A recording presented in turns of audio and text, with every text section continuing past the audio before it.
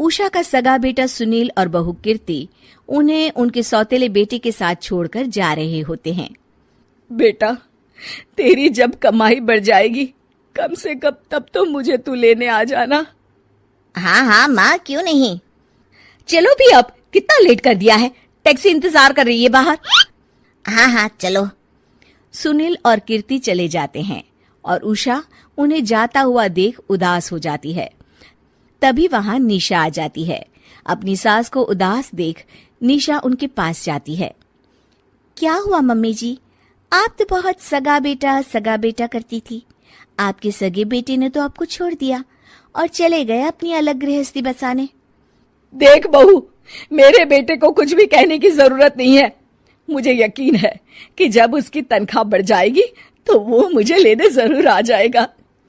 हाँ, ये भी देख लेंगे कि वो लोग आपको वापस लेने आते हैं या नहीं। तब तक तो आप भी यहीं हो और मैं भी। उषा अपने बेटे के ना होने से बहुत ही उदास रहने लगती है। उन्होंने खाना खाना भी छोड़ दिया। सुनिए जी, मम्मी जी ने आज भी कुछ नहीं खाया। जब भी खाने के बारे में पूछती हूँ तो कह देती हैं भूख नहीं है और अपने कमरे में ही बैठी रहती हैं। ये सुनकर ऋषभ अपनी माँ के पास खाना लेकर जाता है। माँ, सुनील बेटा आ गया तू?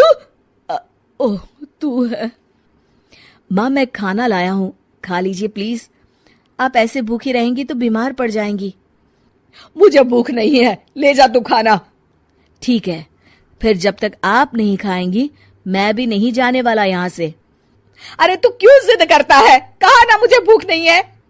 अरे मम्मी जी, आप खा भी लीजिए ना, ये कितने प्यार से आपको खिला रहे हैं, उसकी तो कदर कर लीजिए कम से कम। अरे तू क्यों बीच में हमेशा अपनी टांग अड़ाती है? ठीक है, लाओ दे दो। कम से कम खाने के बाद तुम दोनों तो इस कमरे से जाओगे। उषा खाना खा लेती है और ऋषभ और निशा ये देखकर खुश हो जाते हैं। चलो, कम से कम माँ ने खाना तो खा लिया। उषा एक दिन सुनील को फोन मिलाती है। हेलो बेटा सुनील, तू घर मिलने आ जाना बहू को लेकर। कितने दिन हो गए, बहुत मन कर रहा है मेरा। हाँ हाँ ठीक है माँ, ऑफिस में बहुत काम है, टाइम मिला तो आ जाऊंगा। सुनील फोन काट देता है। हेलो सुनील बेटा। सुनील की बात सुनकर उषा उदास हो जाती है। तभी वहां ऋषभ आ जाता है। माँ, ये देखो, मैं जलेबी लाया हूं तुम्हारे लिए, तुम्हें बहुत पसंद है ना? उषा जलेबी देखकर बहुत खुश हो जाती है। अरे वाह, जलेबी ला दे। उषा जलेबियां खा रही होती है और ऋषभ अपने कमरे में चला जाता है। देखा मम्मी जी, आपका ये कितना ख्याल रखते हैं, और प्यार सगे और सौतेले से नहीं आका जा सकता। आपको उदास देखकर ये आपके लिए तुरंत जलेबी ले आए, यही तो प्यार होता है।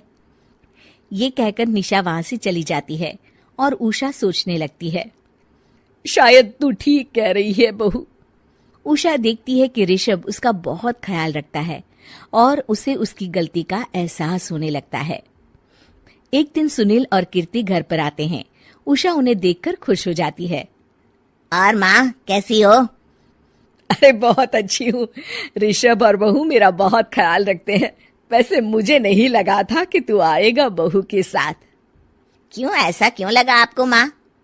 बेटा, फोन पर तूने कहा था कि तुझे बहुत काम है। हाँ माँ, पर मुझे ये भी तो पता था ना कि मेरी माँ इंतजार कर रही होगी मेरा। ना बेटा ना, मैं तो इंतजार नहीं कर रही थी, मैंने तो उम्मीद ही छोड़ दी थी। सुनील को ये देखकर अजीब लग रहा होता है कि उसकी माँ ऋषभ से अब बहुत अच्छे से बात कर रही हो और उसके आने की उनको कोई खास खुशी भी नहीं होती है। अपनी माँ का ध्यान न पाकर उसे थोड़ी सी जलन महसूस होती है। माँ, ये देखो मैं क्या लाया हूँ, साड़ी तुम्हारे लिए। हाँ बेटा, अच्छी है साड़ी तो। अच्छी है तो फिर आप आज इसे पहनो और फिर कहीं घूमने चले जाते हैं। बेटा, ऋषभ ने भी मुझे साड़ी दी थी, आज तो मैं वही पहनूंगी। तेरी दी हुई साड़ी फिर कभी पहन लूंगी। सुनील को अब बहुत ही ज्यादा जलन हो रही होती है। उसे समझ नहीं आता कि अपनी माँ का ध्यान फिर से कैसे वो अपनी तरफ खींचे। रात हो जाती है और उनके जाने का वक्त आ जाता है। माँ चलो अपना सामान बांधो और हमारे साथ चलो। कीर्ति ये सुनकर चौंक जाती है। ये क्या कह रहे हैं आप? हम सासू माँ को लेने थोड़ी ना आए थे। अरे तुम चुप हो जाओ। माँ चलो जाओ, अपना सामान बांध लो। आप मेरे साथ आ रही हो, मैंने कह दिया तो कह दिया। अरे पर बेटा, तेरी तो तनख्वाह कम है, मैं तुझ पर बोझ नहीं बनना चाहती। अरे मुझ पर बोझ नहीं हो माँ, बस आप चलो ना, मैं लेकर ही जाऊंगा आपको। नहीं बेटा, अब मैं नहीं आना चाहती। मैं तो अब ऋषभ और बहू के साथ ही रहूंगी। ये सुनकर ऋषभ चौंक जाता है। ये क्या कह रही हो माँ? हाँ बेटा, मैं कहीं नहीं जाने वाली अब। माँ अब सच में नहीं जा रही? नहीं बेटा, मैं तो तेरे पास ही रहूंगी अब, और जो प्यार मैं तुझे नहीं दे पाई वो सब दूंगी बेटा। ऋषभ और उसकी माँ गले मिलते हैं और निशा खुश हो जाती है।